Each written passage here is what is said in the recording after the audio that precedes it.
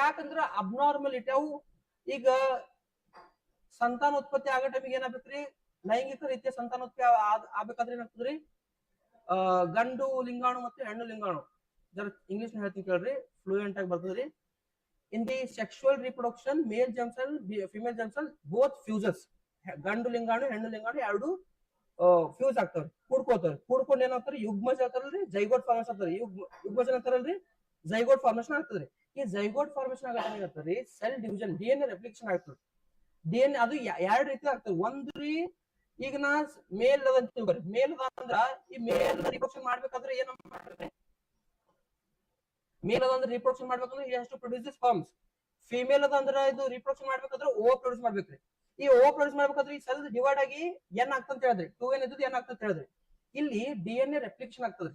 ಏನಾಗ್ತದ್ರಿ, DNA replication. ಈಗ ತನ್ನಂಬಲ್ಲಿ ಇದ್ದದ ಗುಣಗಳು ಏನಾಗ್ಬೇಕ್ರಿ, next generation transfer ಆಗ್ಬೇಕ್ರಿ. ನಿಮ್ ಪೋಷಕರು ಇದ್ದದ ಗುಣಗಳು ನಿಂಬಲ್ ಬಿ ಬರ್ಬೇಕಂದ್ರೆ ಏನ್ ಮಾಡ್ಬೇಕ್ರಿ, ಅವ್ರ ಬಳಿಕ ಕ್ಯಾರೆಕ್ಟರ್ ಬರ್ಬೇಕಂದ್ರೆ ಅದ್ರ ಕಾಪಿ ಒಂದು ತಯಾರಾಗ್ಬೇಕ್ರಿ. ಆ ಕಾಪಿ ತಯಾರಾಗೋ ಟೈಮ್ ಏನಾಗ್ತದ್ರಿ, ಒಂಥರ ವೇರಿಯೇಷನ್ ಆಗ್ತದ್ರಿ. ಅದ್ರ ವೇರಿಯೇಷನ್ ಆಗ್ತದೆ. ಒಂದು ಇಲ್ಲೇ ಫಾರ್ಮೇಶನ್ ಆಗೋ ಟೈಮ್ಗೆ ವೇರಿಯೇಷನ್ ಆಗ್ತದೆ, ಇಲ್ಲೇ ವೇರಿಯೇಷನ್ ಆಗ್ತದೆ. ಇಲ್ಲ ಇವ್ ಎರಡು ಕರೆಕ್ಟ್, ಇಲ್ಲಿ ಸ್ಪರ್ಮ್ ಬಿ ಪ್ರೊಡ್ಯೂಸ್ ಕರೆಕ್ಟ್ ಆಗಿರ್ತದ್ರಿ, ಓ ಬಿ ಪ್ರೊಡ್ಯೂಸ್ ಕರೆಕ್ಟ್ ಆಗಿರ್ತದ್ರಿ. ಎರಡು ಫ್ಯೂಸ್ ಆಗಿ ಜೈಗೋಟ್ ಫಾರ್ಮೇಶನ್ ಆಗ್ತದೆ, ಯುಗ್ಮಜ ಫಾರ್ಮೇಶನ್ ಐತ್ರಿ. ಈ ಯುಗ್ಮಜ ಏನಾಗ್ತದ್ರಿ, this zygote undergoes continues cell division. Cell division ಆಗೋ ಟೈಮ್ ಇರ್ತದ್ರಿ, ಮತ್ತೆ ಎಂಬ್ರಿಯೋ ಫಾರ್ಮೇಶನ್ ಆಗ್ತದಲ್ರಿ. ಈ ಎಂಬ್ರಿಯೋ ಫಾರ್ಮೇಶನ್ ಆಗೋ ಟೈಮ್ ವೇರಿಯೇಷನ್ಸ್ ಆಗ್ತದೆ. ಅವಾಗ ಏನಾಗ್ತದ್ರಿ, ಇಂಥ ಕಂಡೀಷನ್ ಬರ್ತವೆ. ಸಡನ್ ಚೇಂಜ್ ಆಗ್ತದ್ರಿ, ಏನು ಮಾಡಕ್ ಬರಲ್ಲ. ದೇವ್ರ ಹಂಗ ಹುಟ್ಟಿಸ್ತಾನೆ, ಏನ್ ಮಾಡಕ್ಕಾಗಲ್ಲ, ಹೌದಿಲ್ಲ.